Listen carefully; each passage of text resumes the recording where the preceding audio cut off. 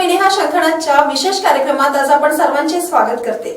आज आपण भेटणार आहोत देशातील सर्वात तरुण संशोधकांना, ज्यांचे नाव आहे अजिंक्य कोत्यावार आणि त्यांच्या नावे तब्बल 35 पेटेंट आहे। त्यांचा प्रवास कशा पद्धतीने झाला आणि त्यांच्या प्रवासात येणारे अडथळे किंवा त्यांना मिळणारा मान हे कशा पद्धतीने त्यांच्या सुरुवात झाली हे आज आपण त्यांच्याकडून जाणून घेणार आहोत। नमस्कार सर, शंखनाथच्या विशेष कार्यक्रमात आपले स्वागत आहे। नमस्कार। एक संशोधक म्हणून आणि देशातील सर्वात तरुण संशोधक म्हणून जी आपली ओळख आहे, तर त्याची सुरुवात कधीपासून झाली आणि ती कशा पद्धतीने आता सुरू आहे ते आमच्या दर्शकांना सांगू इच्छिता? बघा, कसं असतं की एक प्रत्येकाची एक आवड असते, प्रत्येकाचं एक आपण आयुष्यात नेहमी एक प्रयत्न करत असतो की आपल्याला आपल्या आवडत्या क्षेत्रात कार्य करता आलं पाहिजे।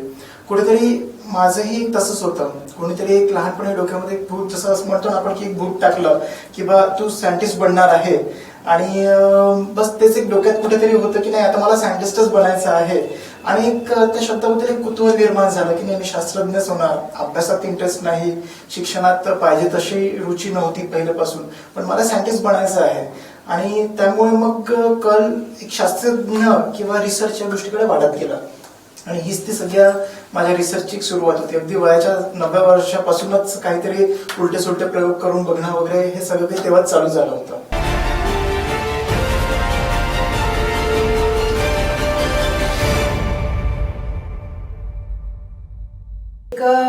सर्वसाधारण लोकांची मानसिकता जी असते की एक छोट्याशा गावातला मुलगा हा खरंच एक संशोधक आणि देशातील सर्वात तरुण संशोधक बनेल का, तर नेमके तुम्हाला येणारे अडथळे हे कशा पद्धतीने होते? बघा, जिथे गावाचा उल्लेख झाला त्या ठिकाणी मूळतः तर मी पाटणपुरी या गावचा आणि आपल्याला माहिती आहे की खेड्यांमध्ये तितके रिसोर्सेस ज्या पद्धतीने शहरात पोहोचलेले आहेत तसे नसतात। तिथे खूप कमतरता असते आणि त्याच्यामुळे चॅलेंजेसही खूप जास्त असतात। पण माझं नेहमी मत असं राहिलेलं आहे की जिथे चॅलेंजेस जास्त तिथे खूप काही वेगळं करण्याचा स्कोप जास्त असतो। त्याच्यामुळे माझं पूर्ण बालपण खेड्यागावामध्ये गेलं आणि तिथूनच कुठेतरी नवीन नवीन संशोधनाला सुरुवात झाली आणि नंतरची जी जर्नी होती शहरापर्यंत जेव्हा पोहोचलो त्यानंतर खूप काही गोष्टी ऑप्टिमाइज झाल्या। प्रॉब्लेम स्टेटमेंट जे मी तिथे आयडेंटिफाय केले होते ते शहरामध्ये आल्यावर त्याचे मला सोल्युशन्स मिळणं सुरू झालं आणि कुठेतरी संशोधनाची वाटचाल ही या छोट्याशा एका गावामधूनच सुरुवात झालेली।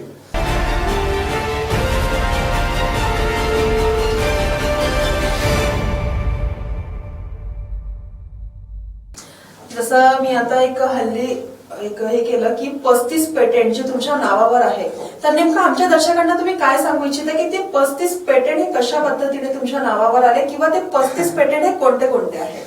बघा, पेटेंटची जर्नी म्हणजे एक संशोधनातला एक वेगळा किस्सा होता। लहानपणापासून संशोधनामध्ये आवड, वेगळं काहीतरी करायची नेहमीच एक आवड होती। गंमत अशी झाली की इंजिनिअरिंगला असताना डोक्यात एक कल्पना आली की बा आपण अशी एखादी गाडी बनवू शकतो का की ज्याचं सीसी म्हणजे क्युबिक कॅपॅसिटी व्हॅरी होऊ शकते। म्हणजे प्रत्येक गाडीचा आपल्याला सीसी माहिती आहे, 100 सीसी, 125 सीसी, 150 सीसी। मग आपल्याला असं काही करता येईल का की ज्याच्यामुळे गाडीचा सीसी वाढेल? तर आम्ही असं पहिलं इंजिन डेव्हलप केलं होतं की ज्यामध्ये 100 पासून तर 240 पर्यंत गाडी व्हॅरी होऊ शकते। आणि मग तेव्हा आम्ही कोणीतरी एका व्यक्तीने सजेस्ट केलं की जर हे संशोधन तुम्हाला तुमच्या नावावर जपून ठेवायचं आहे, रजिस्टर करायचं आहे, तर त्याला तुम्ही पेटेंट करा। आणि इथूनच मग सुरुवात झाली। जसं आमचं पहिलं पेटेंट 2013ला झालं त्यानंतर मग कुठेतरी असं वाटायला लागलं की आपल्याजवळ अशा कितीतरी कल्पना आहेत ज्या आपण आपल्या नावावर रजिस्टर करून ठेवायला पाहिजे, जेणेकरून आपल्याला किंवा पुढे समाजाला त्याचा फायदा होईल। म्हणून मग ही पेटेंटची एक जर्नी सुरू झाली आणि या जर्नीमध्ये मग जे काही लोक आम्हाला सोबत भेटत गेले त्या लोकांना मग सोबत घेऊन एक टीम तयार करून वेगळ्या आम्ही प्रयोगावर काम करणं चालू केलं। मग त्यामध्ये इंजिन रिलेटेड प्रोजेक्ट्स आहे, एनर्जी रिलेटेड प्रोजेक्ट्स आहे, ऍग्रिकल्चर प्रोजेक्ट्स आहे, human psychology, animal psychology, electronic gadgets आहे, फिल्ट्रेशन रिलेटेड प्रोजेक्ट्स आहे, एन्व्हायरमेंटल प्रोजेक्ट, अशा वेगळ्या गोष्टींमध्ये आम्ही वेगळे पेटेंट्स घेतलेले आहेत, जे जवळपास 35 पेटेंट्स आहेत।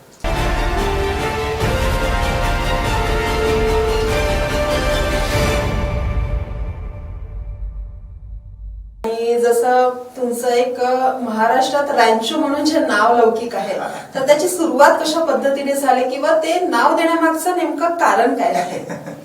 खूप सुंदर प्रश्न आहे हा. बघा, असं झालेलं की जसं थोड्या वेळा मी सांगितलं की मला शिक्षणात बिलकुलच रुची नव्हती आणि मग काय करायचं बा आपण. कुठेतरी असं एक लाईफला एक स्टेज आली होती की बा आता मी शिक्षण घेणारच नाही 10वी नंतरच. योगायोगाने 11व्या वर्गामध्ये माझा एक शोध निबंध अमेरिकेतल्या नासा या संस्थेपर्यंत गेलेला होता आणि तेव्हा मग असं वाटायला लागलं की यार आपण आताच इथपर्यंत जाऊ शकतो तर मग कशाला शिकायचं. ते फिजिक्स केमिस्ट्री बोरिंग विषय मला वाटायचे त्यावेळेला आणि कशाला मग हे करायचं. जे आपल्याला आवडतं त्यातच आपण करिअर केलं पाहिजे. आणि कुठेतरी मग अशी घरच्यांनी एक समजूत पटवली की नाही, आपल्याला ऍटलिस्ट आपण ग्रॅज्युएट असणं गरजेचं आहे. आपण ज्या समाजात राहतो त्या समाजाला एक आपण मान्यता तोपर्यंत मिळत नाही आपल्याला, म्हणून मग एक ग्रॅज्युएशन करायचं आणि त्यानंतर मग बाकीचं काम करायचं. पण असं झालं की शिकत असताना सुद्धा शिक्षणामध्ये मी सॅटिस्फाईड नव्हतो. म्हणजे इंजिनिअरिंगला ऍडमिशन घेतली, माझ्या मनाने घेतली किंवा तिथे मला ती एक लॅबोरेटरी आवडली, ती मेकॅनिकलची आहे हे कळालं. त्यानंतर मग मी त्याला तिथे ऍडमिशन घेतले. पण मला जे शिक्षण मी एक्सपेक्ट केलं होतं ते मला प्रॅक्टिकल एज्युकेशन कुठेच मिळालं नाही. मग आता मिळालं आपल्याला तसं नाहीये, पाहिजे तसं नाहीये. मग कुठेतरी असं वाटलं की मी यवतमाळला हा शिकतो आहे म्हणून असं आहे का. योगायोगाने मग नागपूर VNIT ला माझे काही रिसर्च वर्क चालू झालं. त्यानंतर IIT खडगपूरला माझं काही रिसर्च वर्क चालू झालं. NIT सिल्चरला मला प्रमोट करण्यात आलं. मग अशा प्रत्येक ठिकाणी आम्ही वेगवेगळ्या स्टेटमध्ये वेगवेगळे प्रयोग केले. त्यानंतर एक शिक्षण प्रणालीच्या रिलेटेड मी सॅटिस्फाईड नव्हतो. आणि का सॅटिस्फाईड नव्हतो, कारण मला प्रयोगांमध्ये जास्त इंटरेस्ट होता. मग तेव्हाच ठरवलं की आता पुढचं शिक्षण न घेता प्रयोगांमध्ये जास्तीत जास्त काम करायचं, जास्तीत जास्त लोकांसाठी काम करायचं, प्रॅक्टिकल गोष्टी फिजिबल गोष्टीवर जास्त काम करायचं. आणि तिथूनच ही रॅन्चोची एक सुरुवात झाली. आणि 2016 पासून एक कशी जर्नी आमची सुरू झाली की सोनम वांगचुक सोबतही कामाला सुरुवात झाली आणि कुठेतरी त्यांच्यामुळे सुद्धा एक रॅन्चो असं एक नाव देण्यात आलं.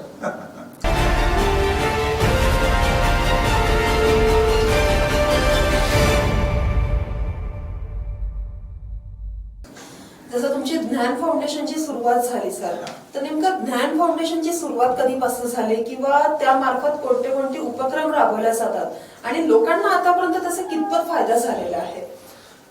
बघा, 2015च्या शेवटीपासून म्हणजे 16 पासून मी सोनम सरांना कनेक्ट झालो, सोनम वांगचुक यांना लद्दाखला. आणि कुठेतरी डोक्यामध्ये एक होतं की एज्युकेशन सिस्टीमसाठी काहीतरी करायचं. आणि मग करायचं तर काय करायचं, एज्युकेशन सिस्टीम तर ऑलरेडी खूप चांगली आहे, पण मग मुलं का म्हणून फक्त पर्सेंटेजच्या मागे लागलेले आहेत. म्हणजे त्यांना पर्सेंट तर 100पैकी 100 मार्क मिळतात, पण पुस्तकात वापरलेल्या फॉर्म्युलाचा उपयोग कुठे होतो हेच माहिती नाही आहे.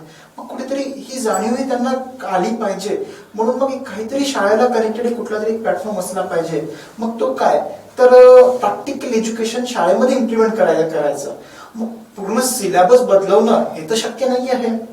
आपण सिलेबस बदलू शकत नाही, पण सिलेबसला एक वेगळा दृष्टिकोन देऊ शकतो हे कुठेतरी माझ्या डोक्यात आलं. मग तो कसा द्यायचा, तर याच्यासाठी लडाखमध्ये सोनम वांगचुक सर काम करतायत आणि मग कुठेतरी त्यांच्याच संकल्पनेतून आम्ही ज्ञान फाउंडेशनची नागपूर इथे सुरुवात केली. आणि या ज्ञान फाउंडेशनच्या माध्यमातून सुद्धा आम्ही वेगळ्या वेगळ्या प्रयोगातून मुलांना पुस्तकी ज्ञान देण्याचा प्रयत्न करतो. म्हणजे आम्ही पुस्तकातला सिलेबस न बदलवता त्या पुस्तकातल्या सिलेबस नुसार प्रोजेक्ट तयार केले, ज्यामध्ये मुलांना त्यांच्या आवडती फील्ड सुद्धा निवडता येते. बेसिकली ज्ञान फाउंडेशनचा उद्देश हाच आहे की 10व्या वर्गापर्यंत आपल्याला करिअरची आपली दिशा ठरवायची असते. सायन्स घ्यायचं, आर्ट्स घ्यायचं, कॉमर्स घ्यायचं किंवा अजून दुसऱ्या कुठल्या फील्ड्स आहे कुठे जायचं. पण आज 90% मुलांना याबद्दल काहीही माहिती नसतं. म्हणजे आई म्हणते म्हणून इंजिनियर होणार, बाबा म्हणते म्हणून मी डॉक्टर होणार, इतकंच मत आज मुलांचं असतं किंवा मी माझ्या ताईला बघितलं, दादाला बघितलं, असंच प्रत्येकांना वाटतं. कुठेतरी असं नको, तर मुलांनी आपापला इंटरेस्ट आयडेंटिफाय करता आला पाहिजे आणि त्या इंटरेस्टनुसार त्यांना त्यांचं करिअर निवडता आलं पाहिजे. मग हा असा एक इतका मोठा मुद्दा आहे की ते करिअर कसं निवडणार, कुठेतरी याची सुरुवात बालपणापासून होणं अगदी गरजेचं आहे. म्हणून मग बालपणापासून कशी करायची, तर 4थ्या वर्गापासून आम्ही ज्ञान फाउंडेशनच्या माध्यमातून मुलांना प्रॅक्टिकल एज्युकेशन देण्याचा प्रयत्न करतो. म्हणजे त्यांच्याच पुस्तकात असलेले प्रयोग आम्ही पुस्तकात असलेले कंटेंट्स आम्ही प्रयोगामध्ये कन्वर्ट केले आणि प्रत्येक आठवड्यामध्ये मग मुलं ते वेगवेगळे प्रयोग करतात आणि मग वेगळ्या अगदी फील्डच्या रिलेटेड ते प्रोजेक्ट्स असतात. मग त्यामध्ये बँकिंग सेक्टर आलं, त्यामध्ये जर्नलिझम आलं, त्यामध्ये इंजिनिअरिंग फील्ड आलं, रिसर्च फील्ड आली, सायन्स रिलेटेड आहे, हिस्ट्री रिलेटेड वेगवेगळे प्रोजेक्ट्स आहेत, सिव्हिक्स वगैरे अशा आपल्या समाजात असलेल्या वेगळ्या वेगळ्या करिअर ऑपॉर्च्युनिटीज आम्ही त्यांना प्रयोगातून समजून सांगण्याचा प्रयत्न करतो, जेणेकरून त्यांना त्यांचा एक इंटरेस्ट आयडेंटिफाय करता येईल. म्हणजे ग्रॅज्युएशनला मुलांना आज आपल्याला असं वाटायला लागतं की बा सायन्स म्हणजे अगदी टॉप लेवलला, कॉमर्स म्हणजे थोडंसं खाली आणि आर्ट्स म्हणजे अजूनच ज्याला काही येतच नाही अशी लोकांची समजूत आहे आर्ट्स बद्दल. अगदी अगदी, पण ही समजूत अगदी चुकीची आहे. म्हणजे आपण कुठेतरी ही गोष्ट समजायला पाहिजे आपल्याला की आपला इंटरेस्ट काय आहे, कशात आहे. अगदी गंमत सांगायची झाली तर 10व्या वर्गानंतर टोटल 636 अपॉर्च्युनिटीज आहेत का, म्हणजे चांगलं हेवी पॅकेज ज्यामध्ये आपण मिळवू शकतो अशा. बट स्टील आपल्याला त्यातल्या 10 ते 12 अपॉर्च्युनिटीज माहिती असतात. तर कुठेतरी या सगळ्या अपॉर्च्युनिटीज मुलांना माहिती झाल्या पाहिजे आणि त्यानुसार त्यांनी त्यांचं करिअर निवडलं पाहिजे. याच्यासाठी आम्ही ज्ञान फाउंडेशनच्या माध्यमातून काम करतोय. आणि जर आपण खरंच विदर्भाच्या लोकांची जर मेंटॅलिटी बघितलं तर आफ्टर 12th जे घरचे पॅरेंट्स असतात ते म्हणजे स्टुडंटला, विद्यार्थ्यांना हेच प्रिफर करतात की तू डॉक्टर बन किंवा तू इंजिनियर बन.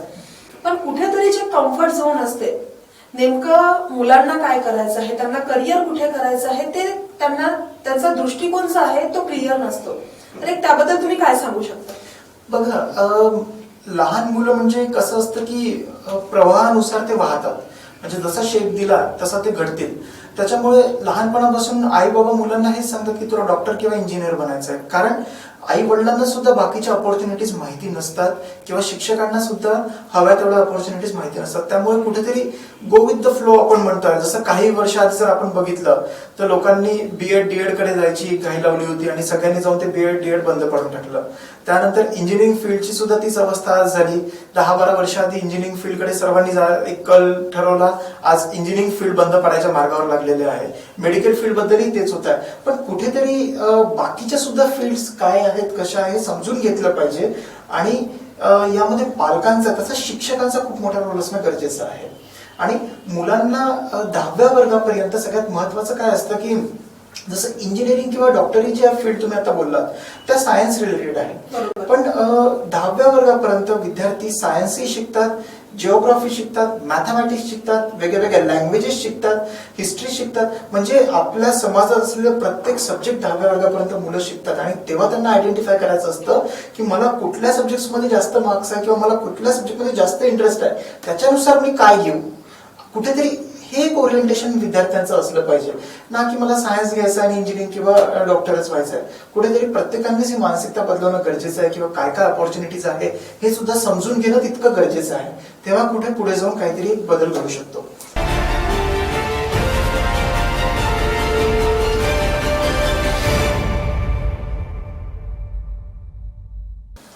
जसं 3 इडियट्स जर आपण चित्रपट बघितला तर 3 इडियट्स चित्रपट हा सगळ्यांच्याच घराघरात आणि मनात पोहोचलेला चित्रपट आहे.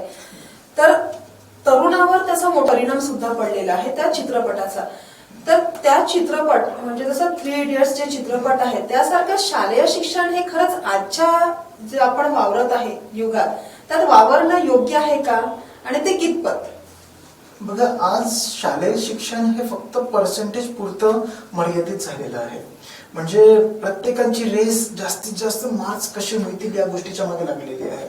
म्हणजे शहरी भागात ही परिस्थिती आहे आणि रुरल एरियामध्ये तर अजूनच बिकट परिस्थिती या सगळ्या गोष्टीत आहे. कारण त्यांना माहितच नाहीये की काय अपॉर्च्युनिटीज आहे, कशा अपॉर्च्युनिटीज आहे.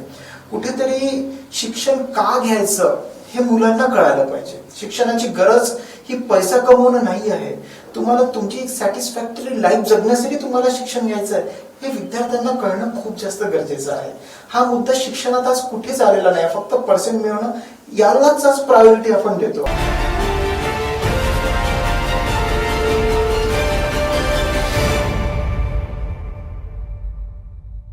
बरोबर. म्हणजे कसं नुकतं विद्यार्थ्यांच्या किंवा मुलांच्या मनात हेच असतं की काहीतरी 12वी नंतर एखादी फील्ड आपण निवडायची, 3 वर्षाचा डिग्री कोर्स करायचा, त्यानंतर पीजी करायचं असेल ते करायचं, अन्यथा एखादी जॉब करायचा. पण फक्त जॉब पुरती एज्युकेशन करणं हे कितपत योग्य आहे? नाही, बिलकुलच नाही. कारण काय आहे की कुठल्याही केसमध्ये किंवा कितीही हेवी पॅकेज असलेल्या जर व्यक्तीला तुम्ही विचारलं की तुम्ही सॅटिस्फाईड आहात का, त्यातले 95% लोक सांगतात की नाही बा, आमचं रोजच रुटीन आहे, सकाळी जायचं, रात्री वापस यायचं, शनिवार रविवार सुट्टी असते, काहीतरी घरात बसायचं, बाहेर जायचं, पण आम्ही आमच्या लाईफ सोबत सॅटिस्फाईड नाही आहे. आणि त्याच्या मागचे रिझन्स हे आहे की कारण त्यांनी त्यांचं करिअर त्यांच्या आवडीनुसार नाही केलं. आणि जर तुम्ही तुमच्या आवडीनुसार जर तुमची फील्ड आयडेंटिफाय कराल तेव्हाच तुम्ही सॅटिस्फाईड राहू शकता तुमच्या लाईफमध्ये. आणि तेच एक योग्य करिअर लाईफ असावं किंवा योग्य नुसतं म्हणजे शिक्षण घेऊन पुन्हा मुंबईकडे जाणं म्हणजे करिअर नक्कीच नाही आहे ना. म्हणजे बाकीच्याही ठिकाणी काय काय अपॉर्च्युनिटीज आहे, आपण काय योगदान देऊ शकतो समाजासाठी, आपण काय कर्तव्य आहे, 1% जरी आपण किंवा 0.1% जरी आपण काही देऊ शकलो समाजाला तरी ते खूप मोठं योगदान होईल असं मला वाटतं.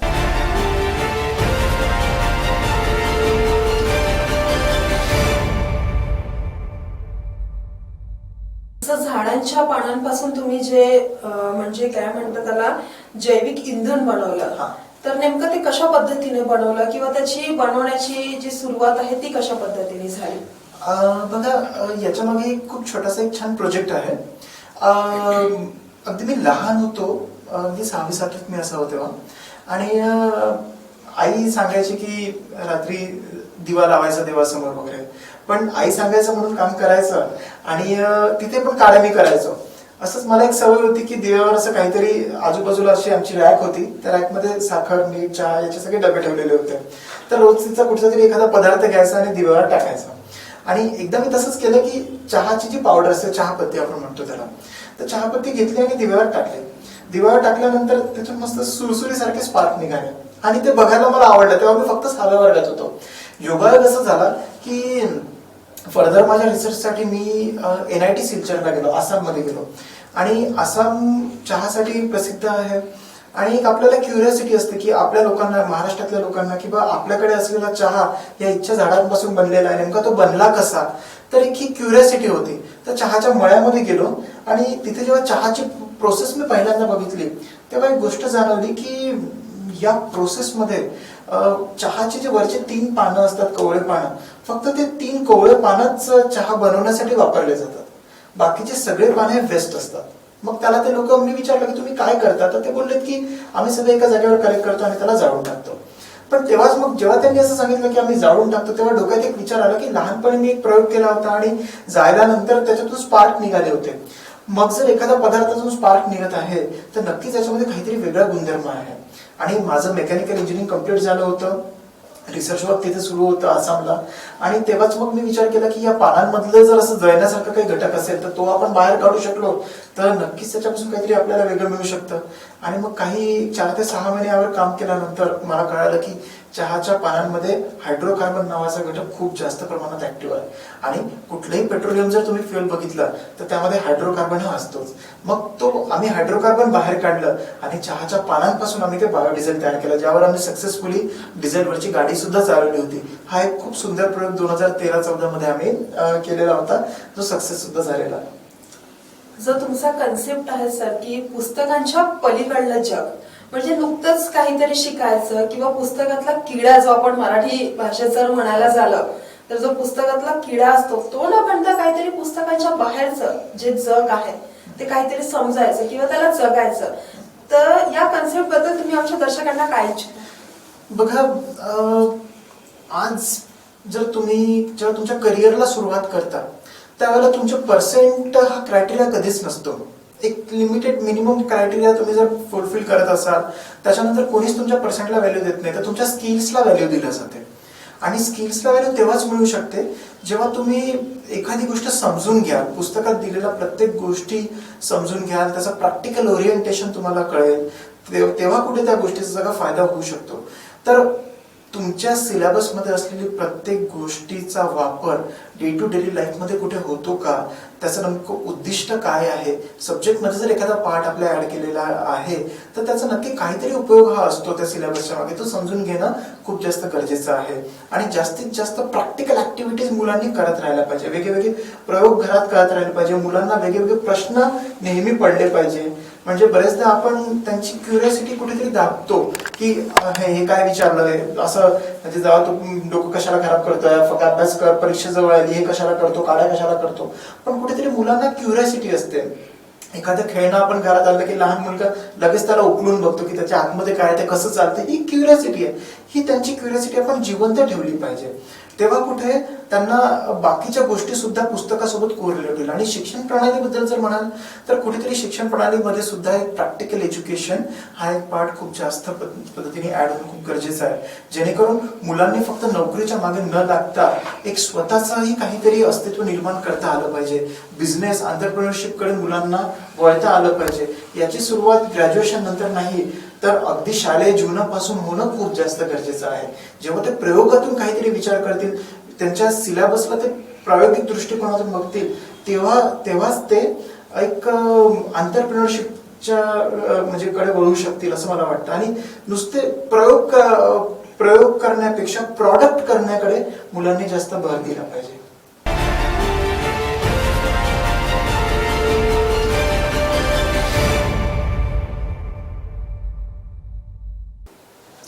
जसं आपल्या सर्वांना माहिती आहे सर, जी कोरोनाची आता सिच्युएशन सुरू आहे, शाळा कॉलेजेस सगळं बंद आहे. आणि शाळा कॉलेजेस बंद आहे तर वयाचा म्हणजे 5 वर्षापासूनचा मुलगा ते समोर तो सगळं ऑनलाईन एज्युकेशन करत आहे. तर जे ऑनलाईन एज्युकेशन होत आहे ते कितपत योग्य आहे एक मुलांसाठी, किंवा त्यांची मेंटॅलिटी ही कोणत्या दृष्टीने जात आहे? कारण की दिवसभर त्यांच्या हातात मोबाईल असतो, किंवा ते म्हणजे खरंच ऑनलाईन एज्युकेशन त्यांच्या बुद्धीवर चालना देतं का? नाही, बिलकुलच नाही. बघा, ऑनलाईन एज्युकेशन घेणं हा एक नाईलाज आहे. म्हणजे जर तुम्ही ज्या आपल्या देशात पूर्ण जगामध्ये जे देश आहे अशी जी एज्युकेशन सिस्टीम आपण प्रामुख्याने मानतो, जसं जपान, स्वीडन, नॉर्वे, फिनलँड, जर इच्छा आपण एज्युकेशन सिस्टीम बघितल्या, जर्मनी त्यामध्ये, की या सगळ्या बेसिकली मुलांना लहान वयामध्ये पुस्तक किंवा दप्तर हातात देतच नाही. म्हणजे अगदी 3ऱ्या वर्गापर्यंत विदाऊट बुक्स, विदाऊट पेन त्यांचं सगळं शिक्षण असतं. मग ते कसं असतं तर वेगळ्या वेगळ्या ऍक्टिव्हिटीतून त्यांना शिक्षण दिलं जातं. आणि आज जे काही आपण ऑनलाईन शिक्षण प्रणाली आपण आणलेली आहे त्यामध्ये कम्प्लिटली उलट होत आहे. इव्हन आपण आपली एज्युकेशन पद्धती जी आपण एक कधीतरी गुरुकुल नावाची एक प्रणाली आपण ऐकलेली होती, तर ती एक प्रायोगिक प्रणाली होती ज्यामध्ये एका वर्गाच्या बाहेर जाऊन शिक्षण दिलं जायचं. कुठेतरी हीच पद्धती आपण चुकीची म्हणत होतो. आणि त्यात आता एक भर म्हणजे ऑनलाईन, म्हणजे घरात आणि मोबाईलवर बसून तुम्ही शिक्षण घ्या, तर हे नक्कीच खूप धोकादायक आहे पुढे येणाऱ्या पिढीकरता. म्हणजे यामध्ये पूर्ण एका पिढीचं नुकसान होऊ शकतं, अशी ही परिस्थिती निर्माण होऊ शकते. मुलं घरून जरी अभ्यास करत असतील तरी त्यांनी घरातल्या घरात किंवा अशा वेगळ्या काहीतरी गोष्टी किंवा ऍक्टिव्हिटीज मुलांना जास्तीत जास्त टीचर्सने दिल्या पाहिजे. म्हणजे नुसतं पुस्तकी ज्ञान न देता त्यांना जास्तीत जास्त ऍक्टिव्हिटी ओरिएंटेड तुम्ही ठेवा. ऑनलाईन जरी तुम्ही करत असाल तर कुठेतरी हे गरजेचं आहे. एक मी हल्ली उल्लेख केला की यवतमाळच्या पाटणपुरी या छोट्याशा गावातला तुमचा जन्म, तिथलंच तुमचं शिक्षण. बरोबर. इंग्रजी भाषेवर पाहिजे त्या प्रमाणात प्रभुत्व नाही. नक्कीच. हिंदी थोडीफार येत होती, मराठी आपली मातृभाषा. पण यावरून जे तुम्ही आज आहेत तर त्याचं नेमकं श्रेय किंवा त्याचा प्रवास हा तुमच्या आयुष्यात कशा पद्धतीने झालेला आहे? एक सकारात्मक आणि नकारात्मक लोक हे दोन्ही आपल्याला मिळतात. पाय ओढणारा पण व्यक्ती असतो आणि हात ओढणारा पण व्यक्ती असतो. तर तुमच्या आयुष्यात हे कशा पद्धतीने आलेले आहेत? बघा, माझं वैयक्तिक मत आणि अनुभव असा राहिलेला भाषेच्या संदर्भात, आपण काय बोलतो हे समोरच्याला समजणं गरजेचं आहे. आपण कसं बोलतो हे गरजेचं नाही आहे. तुम्हाला जे पटवून द्यायचं आहे ते समोरच्याला पटलं पाहिजे, मग ती लँग्वेज कुठलीही असू द्या. आणि प्रामुख्याने आपण ज्या देशात राहतो ती भाषा तुम्ही जर चांगलं बोलत असाल तर काही प्रॉब्लेमच नाही आहे. बेसिकली एक न धड भारावर चिंध्या असं कुठेतरी आपण म्हण आहे. तर असंही आपलं कधी होतं. म्हणजे कदाचित तुम्हाला कल्पना असेल तर 1991-92 मधली गोष्ट आहे. लडाखमध्ये एक सर्वे झाला होता जेव्हा लडाखचा लिटरसी रेट हा फक्त 5% होता. म्हणजे 10व्या वर्गामध्ये पासिंग पर्सेंटेज फक्त 5% मुलांचं होतं. आणि त्यावेळेला याचं जेव्हा अनालिसिस करण्यात आलं की कशामुळे आहे, तर याच्यामागे फक्त एकच रिझन मिळालं, ते म्हणजे लँग्वेज. कारण तिची रिजनल लँग्वेज लडाखी आहे आणि आपण जी पुस्तकात वापरलेली लँग्वेज आहे ती मग हिंदी, इंग्लिश, लडाखी, उर्दू अशा वेगळ्या वेगळ्या लँग्वेज सिलेबसमध्ये आहेत. त्याच्यामुळे मुलांना एकाही गोष्टीत काम करता येत नव्हतं. आणि सोनम वांगचुक सरांनी सर्वात पहिलं जे काम केलं होतं 1996 मध्ये त्यांचा पूर्ण सिलेबस हा लडाखी लँग्वेज मध्ये म्हणजे रिजनल लँग्वेज मध्ये कन्वर्ट केला. आणि गंमत अशी, जी पहिली बॅच पासआउट झाली तिथून म्हणजे 2001 मध्ये जी बॅच पासआउट झाली त्या बॅचच्या वेळेस लिटरसी रेट जो होता तो 77% गेला. म्हणजे तेव्हा एक गोष्ट कळाली की स्किल किंवा नॉलेज हे प्रत्येकाकडे असतं, त्याला एक्झिक्यूट कसं करायचं, त्याला प्रेझेंट कसं करायचं, याच्यासाठी आपण नको त्या गोष्टीमध्ये जास्त वेळ देतो किंवा अननेसेसरी तिथे विचार करतो. जेव्हा सिलेबसची लँग्वेज बदलवण्यात आली तेव्हा जो 5% लिटरसी रेट होता तो वाढून 77% वर गेला. तर ही गोष्ट समाजामध्ये होणं खूप जास्त गरजेचं आहे. तुमचं मत समोरच्याला पटणं खूप जास्त गरजेचं आहे. आणि तुम्ही ज्या समाजात वावराल ऑटोमॅटिकली तिथल्या सराउंडिंग नुसार तुम्ही अडॅप्ट करून घेता. इंग्लिश लँग्वेज जर तिथे गेल्या वातावरणात गेला तर तुम्ही तेही शिकाल, हिंदी शिकाल, तमिळ शिकाल किंवा कुठलीही लँग्वेज तुम्ही इझिली अडॅप्ट करून घ्याल. अगदी 2 महिन्याची ती गोष्ट असते. तो काही म्हणजे जसं हल्ली लोकांची मेंटॅलिटी हीच आहे की मुलगा असो की मुलगी असो, सगळ्या पॅरेंट्सला वाटते की आपल्या मुलाने किंवा मुलीने इंग्लिश बोलायला पाहिजे. पण नेमकं त्यांना काय करायचं आहे किंवा त्यांना काय बोलायचं आहे किंवा त्यांना लोकांपर्यंत काय संदेश पोहोचवायचा आहे अद्यापही त्यांना सुद्धा क्लिअर नसते. त्याच्यामुळे जे कम्फर्ट झोन झालेलं आहे की ठीक आहे आफ्टर 12th हे करायचं, इंग्लिश बोलायचं किंवा मग एक छोटंसं जॉब करायचं, तर हे कुठेतरी कम्फर्ट झोनच्या बाहेर माणसाने एक जगायला पाहिजे. बरोबर. आणि जसं आपण बोललो होतं की तुमचं लडाख जिथे तुम्ही तिथे पण तुमचं काम सुरू आहे, तर ते कशा पद्धतीने सुरू आहे? बघा, लडाखला जे काही काम सुरू झालेलं आहे किंवा सोनम वांगचुक सरांनी जे काही काम चालू केलेलं आहे ते जसं मी थोड्या वेळात सांगितलं की तिचा लिटरसी रेट 2001 मध्ये 77% गेला. आणि मग सरांच्या मनात हा एक विचार आला की उरलेलं जे विद्यार्थी आहेत, जे 20 ते 23% विद्यार्थी आहेत की ते का पास होत नाही आहेत, तर त्याच्यामागे काहीतरी रिझन असावं. मग ते रिझन म्हणजे नेमकं काय, तर त्यांना कुठल्या तरी वेगळ्या गोष्टीत इंटरेस्ट नक्कीच असेल. म्हणून मग जे पर्सेंटमध्ये फेल झालेले विद्यार्थी आहेत म्हणजे 10व्या वर्गामध्ये 2 वेळा जे फेल झालेले विद्यार्थी आहेत अशा विद्यार्थ्यांना त्या स्कूल, एक अशी स्कूल आहे की त्या स्कूलमध्ये ऍडमिशन दिलं जाते आणि करिअरची एक वेगळी दिशा त्यांना तिथे दिल्या जाते. म्हणजे बेसिकली लडाखची जी शाळा आहे ती फेल्युअर विद्यार्थ्यांसाठी काम करते. आणि आपण ज्ञान फाउंडेशनच्या माध्यमातून जे काही काम महाराष्ट्रामध्ये सुरुवात केलेलं आहे ते सुद्धा याच प्रणालीवर आपण काम करतो आहे. म्हणजे आपण शाळा सुरू करण्याचा विचार न करता आपण वेगवेगळ्या शाळांमध्ये जाऊन एक प्रबोधन करण्याचा प्रयत्न करतो आहे. आणि पुढे जाऊन फेल्युअर विद्यार्थ्यांना सुद्धा एक वेगळी दिशा कशी द्यायची याच्यासाठी आपलं काम असणार आहे. आतापर्यंत साधारणतः ज्ञान फाउंडेशन या फाउंडेशन मार्फत किती लोकांना याचा फायदा झालेला आहे किंवा कितपत काम झालेलं आहे आणि ते कशा पद्धतीने? बघा, आपण उन्हाळी शिबिर घेत असतो ज्यामध्ये बरेच विद्यार्थी बाहेरच्या शाळेतले सुद्धा आपल्याला कनेक्ट होतात. त्या व्यतिरिक्त शहरातल्या वेगळ्या शहरांना आम्ही कनेक्ट होतो. ज्या पद्धतीने एक लेटेस्ट एक्झाम्पल देण्यासारखं असं आहे, पुसद येथील जी माउंट लिटल स्कूल, तिथल्या विद्यार्थ्यांनी एक खूप सुंदर आगळावेगळा प्रयोग केला. ज्या प्रयोगामध्ये अगदी 6व्या वर्गातले 15 विद्यार्थ्यांच्या चमूने 16 विद्यार्थ्यांच्या चमूने मिळून एक प्रयोग असा केला की लॉकडाऊन मध्ये त्यांच्याच मनात एक विचार आला की शाळेतले झाडं हे पाण्याविना वाळून चाललेले आहे. मग असं आपल्याला काही करता येईल का की एकदा पाणी दिल्यानंतर 10 ते 15 दिवस पुन्हा पाणी द्यायची गरज नाही पडणार. त्याच्यासाठी जो त्यांनी प्रयोग केला त्या प्रयोगाला पेटंटची मान्यता सुद्धा मिळाली आणि त्यांनी ते प्रॉडक्ट सुद्धा तयार केलं. म्हणजे जसं आम्ही प्रायोगिक शिक्षण प्रणाली त्या शाळेमध्ये सुरू केली त्याच पद्धतीने ऑटोमॅटिकली तिथे काहीतरी वेगळं घडणं चालू झालं. आणि आज त्या शाळेमध्ये प्रत्येक झाडाला हे छोटंसं डिव्हाइस लागलेलं आहे जे मुलांनी तयार केलेलं आहे. कुठेतरी हेच आपण पॉझिटिव्ह रिझल्ट असं समजू. म्हणजे 6व्या वर्गातले विद्यार्थी एक एंटरप्रेन्योरशिपचा विचार करतात, प्रॉडक्ट डेव्हलपमेंट, मॅन्युफॅक्चर पर्यंत जर विचार करू शकत असेल तर हेच आपलं खरं सक्सेस आहे.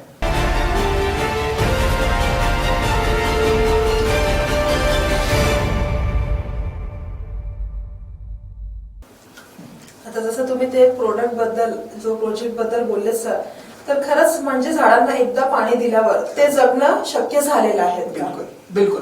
म्हणजे अगदी आपण ग्रॅव्हिटेशनल फिनॉमिना माहिती आहे, कॅपिलरी ऍक्शन माहिती आहे, जी अगदी त्यांच्या सिलेबस मधला मुद्दा होता. अगदी त्याच जसं ठिबक सिंचन आपल्याला माहिती आहे, याच पद्धतीने त्यांनी एक अरेंजमेंट केली आणि त्यामध्ये अगदी 30 ते 50 लिटर पाणी स्टोअर राहत होतं आणि रोजचं दिवसाला 2 ते 2.5 लिटर पाणी झाडाला थोड्या थेंब या पद्धतीने किंवा कॅपिलरी ऍक्शन फिनॉमिनाने दिला जायचं. या पद्धतीने हे सगळे प्रयोग केले गेलेले होते. जसं एक आमच्या दर्शकांना हे पण सांगू इच्छिते तुमच्याबद्दल की तुम्हाला वेगवेगळ्या प्रकारचे पुरस्कार सुद्धा मिळालेले आहेत, ते झी मार्फत असो की मटा मार्फत असो. तर त्याबद्दल एक छोटासा अनुभव म्हणून आमच्या दर्शकांना काय सांगू इच्छिता तुम्ही? बघा, मी कधी पुरस्कारासाठी काम केलेलं नाही, पण एक आवड नेहमी याच गोष्टीत होती. आणि जेव्हा कधी आपल्याला एखाद्या व्यक्तीला एखादा पुरस्कार मिळतो, तो पुरस्कार नसून त्याच्यासाठी ती जबाबदारी असते. एक समाजासाठी काहीतरी सतत करण्याची प्रेरणा मिळत राहते की आपण जे करतो आहे अजून जास्तीत जास्त आपल्याला कसं काही काम करता येईल, किंवा आपल्यासारखेच अजून कसे विद्यार्थी घडवता येईल याच्यासाठी मिळालेली एक प्रेरणा असते.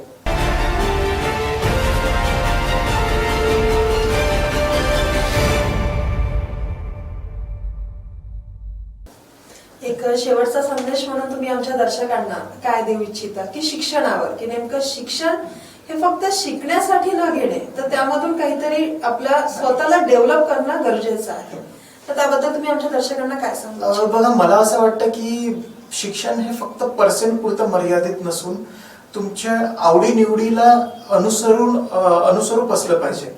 म्हणजे तुम्हाला काय करायचंय, तुम्हाला आवड कशात आहे यामध्ये तुम्ही शिक्षण घेतलं पाहिजे, विशेषतः 10व्या वर्गानंतर.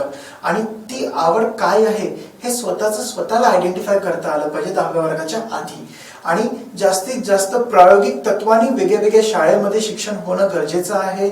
आणि जास्तीत जास्त प्रॅक्टिकल, जसं मी बोललो, एंटरप्रेन्योरशिप कडे आपल्याला कसं वळता येईल.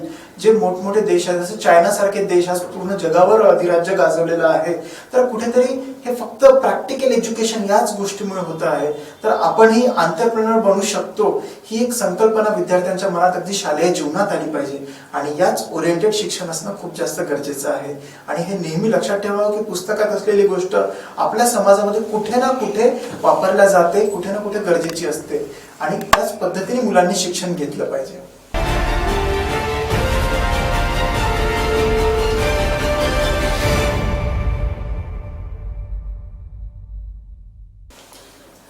जसं सर आपण हा एक शेवटचा प्रश्न म्हणून सांगितलं होतं, पण एक आता म्हणजे आपल्या चर्चासत्रामध्ये बोलताना एक विषय एक लीक झाला की जर आपण भारताचं किंवा जपान किंवा चीन याचा जर रेशो बघितला शिक्षणामध्ये तर चीन किंवा जपानचा हा जास्त आहे. तर त्याचं नेमकं कारण काय आहे? तिथली शिक्षण प्रणाली चांगली आहे किंवा तिथले स्टुडंट हुशार आहे असं पण म्हणू शकतो आपण, की नेमकं कारण काय आहे? नाही, बघा, शिक्षण प्रणाली चांगली की वाईट आपण डिसाईड नाही करू शकत, किंवा मुलं हुशार किंवा बुद्धू असं आपण म्हणणारच नाही, बिलकुलच नाही. फक्त तिथे प्रयोगांना जास्त भर दिला जातो. स्वीडन, नॉर्वे, चायना, जपान या कंट्रीजमध्ये. म्हणजे जसं मी सांगितलं की अगदी लहान वयापासून हातामध्ये पुस्तकं दिलं जात नाही, तर एक इथिक्स, मॉरल या गोष्टीचीही त्यांना एक माहिती दिल्या जाते. याची कमतरता कुठेतरी मला इंडियामध्ये वाटते. आणि इंडियामध्ये फक्त पर्सेंट ओरिएंटेड शिक्षण आहे. वेगळ्या फील्ड बद्दल जाणीव मुलांना नसते. गो विथ द फ्लो ही एकच कन्सेप्ट आपल्याला माहिती असते, शिक्षकांना माहिती असते किंवा पालकांना माहिती असते. पण कुठेतरी गरज आहे की जगामध्ये अदर कोणत्या फील्ड्स आहे, ज्या मी 636 फील्ड तुम्हाला सांगितल्या, तर या कुठल्या फील्ड्स आहे हे समजून घेणंही तितकंच गरजेचं आहे. जेणेकरून आपल्याला सुद्धा आपण कशात वेगळ्या गोष्टीमध्ये काम करू शकतो, आपल्या इंटरेस्टनुसार काय शिक्षण घेऊ शकतो हे मुलांना कळेल. आणि आपण जी आज बेरोजगारी म्हणतो आहे ती कुठेतरी कमी होईल. म्हणजे एकाच गोष्टीकडे न धावता वेगळ्या गोष्टीकडे जाणं खूप जास्त गरजेचं आहे. जसं सुशिक्षित बेरोजगार हा आजच्या युवांपुढे सर्वात मोठा प्रश्न आहे. म्हणजे लोकांचं असं म्हणणं आहे की शिकून जर एक चहाची टपरीच लावायची असेल, बिलकुल, जर MBA शिकलेला व्यक्ती जर चहाची टपरी लावते तर त्याला शिक्षणाचा काय अर्थ? त्यांच्या मनात 100 पेक्षा जास्त प्रश्न निर्माण होतात. तर त्याबद्दल तुम्ही काय सांगू इच्छिता? बघा, कुठलाही उद्योग छोटा किंवा मोठा नसतो. फक्त चुकीच्या पद्धतीने जर तुम्ही त्या उद्योगाकडे वळत असाल तर माझं इतकंच मत राहील की तुम्हाला काय करायचं ते पहिले डिसाईड करा आणि नंतर त्या फील्डकडे तुम्ही जा. जर तुम्हाला चहाचा उद्योग जर करायचा आहे तर तुम्ही फूडच्या रिलेटेड काहीतरी डिग्री घ्या, जेणेकरून अजून तुम्हाला त्यामध्ये पुढे कसं जाता येईल ते कळेल. जर तुम्ही या पद्धतीने शिक्षण घ्याल तरच त्या शिक्षणाचा फायदा. आज काय होतंय की बा इंजिनियर मुलांनी केलं, त्याला कुठे नोकरी मिळत नाहीये म्हणून तो चालला कॉम्पिटेटिव्ह एक्झामच्या मागे. हा लोकांमध्ये एक म्हणजे ट्रेंड झालेला आहे. म्हणजे तुम्हाला इकडे काही मिळत नाही म्हणून तुम्ही तिकडे जाताय. मग त्यापेक्षा पहिलेच तुम्ही आर्ट्स किंवा कॉमर्स घ्या आणि तुम्ही तुमचा बेस पक्का करा आणि मग कॉम्पिटिटिव्ह साठी प्रिपरेशन करा. हे अगदीच चुकीचं आहे. कुठेतरी मुलांनी या गोष्टीचा विचार केला पाहिजे. आणि जर कॉम्पिटिटिव्ह एक्झामिनेशन कडेच तुम्हाला जायचं आहे, तर जर तुम्ही टेक्निकल लाईनला तुम्हाला जायचं आहे, तर पहिल्या इयर पासूनच तुम्ही त्या गोष्टीला सुरुवात करा.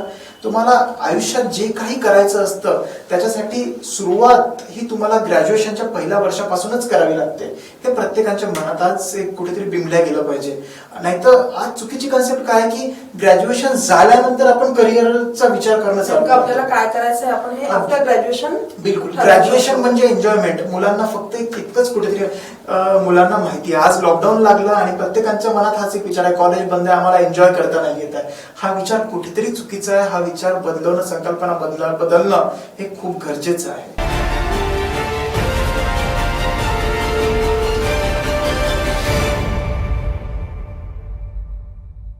आज आपण विशेष कार्यक्रम या मार्फत अजिंक्य कोत्तावार यांच्याकडनं जाणून घेतलंय की शालेय पद्धती ही कशा पद्धतीने असलं पाहिजे. नुकतंच शिक्षण म्हणजे पुस्तकातला किडा नसून काहीतरी नवीन संकल्पना, काहीतरी नवीन शिकण्याची ओढ असली पाहिजे. आजच्या कार्यक्रमासोबत माझ्यासोबत एवढंच. पुन्हा भेटूया नवीन कार्यक्रमासह. तोपर्यंत पाहत रहा शंखनाद न्यूज, आवाज सत्याचा.